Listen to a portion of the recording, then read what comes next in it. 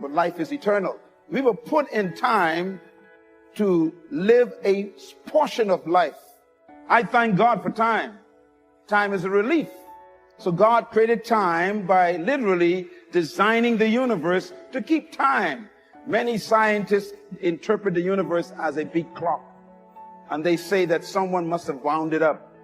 They try to explain that there must have been a creator because the universe is running with such precision that the planets not only are revolving around stars, but they don't clash into each other. Someone seemed to have set this in motion, and God had designed all of that so that there can be measure for days and years. The books you read, I mean, I've seen people read them love novel books. A love novel book don't take you to your goals. You know, Sam kissed Susan, and they went for a cruise along the river. Listen, man, you broke. You need another book. You got to revalue your time. Change your library. Go dump some books when you go home tonight. And buy all of my books. Go spend all kind of money on magazines, and you still got a problem. And you must develop a sense of significance in your life.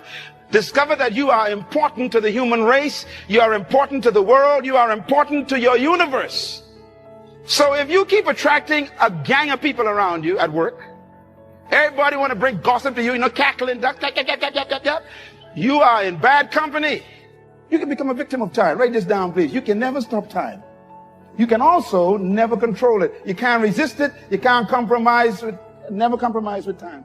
You can never slow time down. You can never speed up time. Until death, you are stuck in time. You are victims. And therefore, all you have to do to make time your friend is to manage it.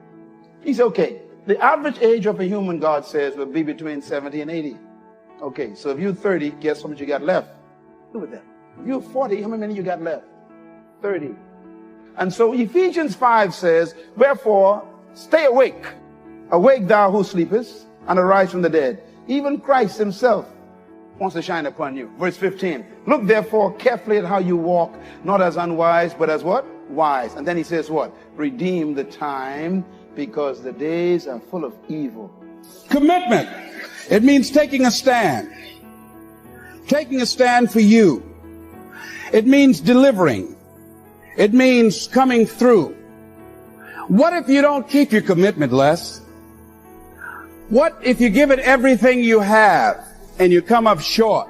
Or if you don't give it everything you have? What if you get weak along the way and you throw in the towel on yourself? You surrender to your emotions. What then? A lot of people become discouraged. They become frustrated, and they say, oh, what the heck? And they go back to doing what they were doing before, saying it doesn't work. Here's what I suggest. Number one, that does happen. So take total responsibility for it. Just own it. Don't make any excuses on why you gave in or why you didn't come through. Just own it and face the flak, whatever it is, and stand up inside yourself. Next thing is assess the situation. How did you get here? What happened that you broke down, that you had a breakdown and you surrendered? What happened? What was going on? So you might have to deny yourself something or do a trade-off. Do something that will offset it. The other thing is, start again. So what? You fell flat on your face. So what? Start again. Learn from the experience and start again. Don't count yourself out. Don't sentence yourself to a lifetime of being miserable, a lifetime of being broke, a lifetime of being unhealthy, a lifetime of being in a relationship that is no longer fulfilling to you.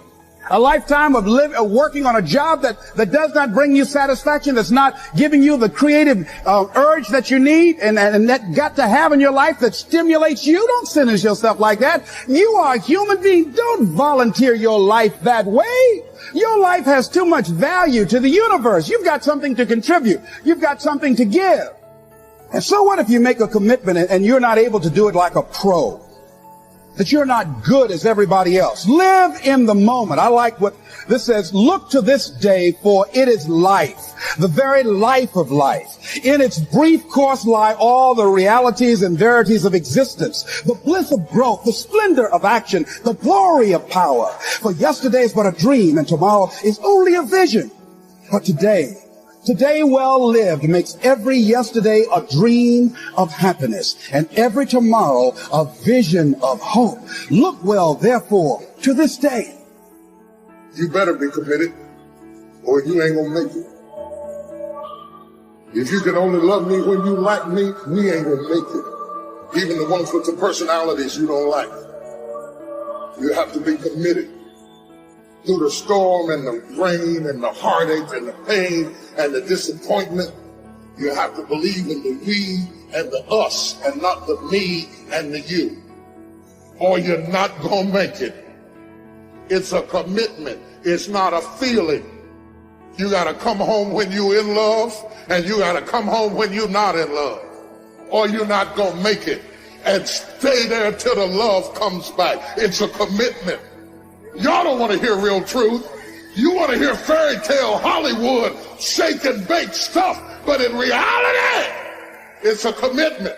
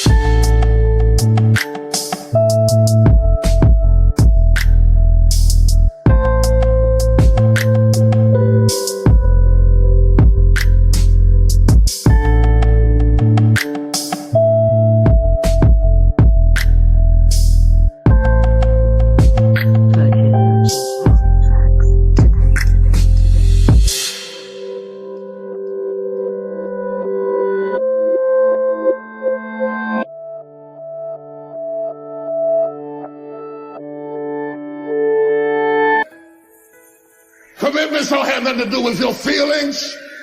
You do it because you're supposed to. And stop expecting to be rewarded for what you're supposed to do anyway. Stop bragging about how you brought your money home. You were supposed to. Stop bragging about how you took care of me. You're supposed to take care of me. It's a commitment. This ain't a date. This is a commitment. We have passed the stage of dating. We made a commitment. That's why they said for better or for worse, for richer or for poor, in sickness and in health. The preacher knew that at least one of us was going to be crazy.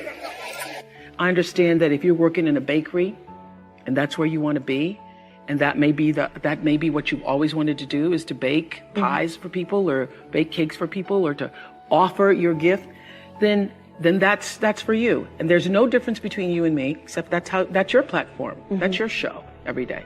So my understanding of that has allowed me to, everyone. To reach everyone. And there's no way that you wouldn't, because that's what I truly feel. The way through the challenge is to get still and ask yourself, what is the next right move? Not think about, oh, I got all of this stuff. What is the next right move? And then from that space, make the next right move and the next right move.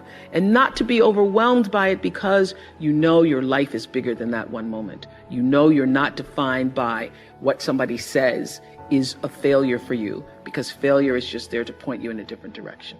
If I leave you with nothing else, just know this for sure. There is not one thing that has ever happened to you, not one experience, not one encounter, not one crisis, not one joyful thing that hasn't happened just to make you better and help you rise.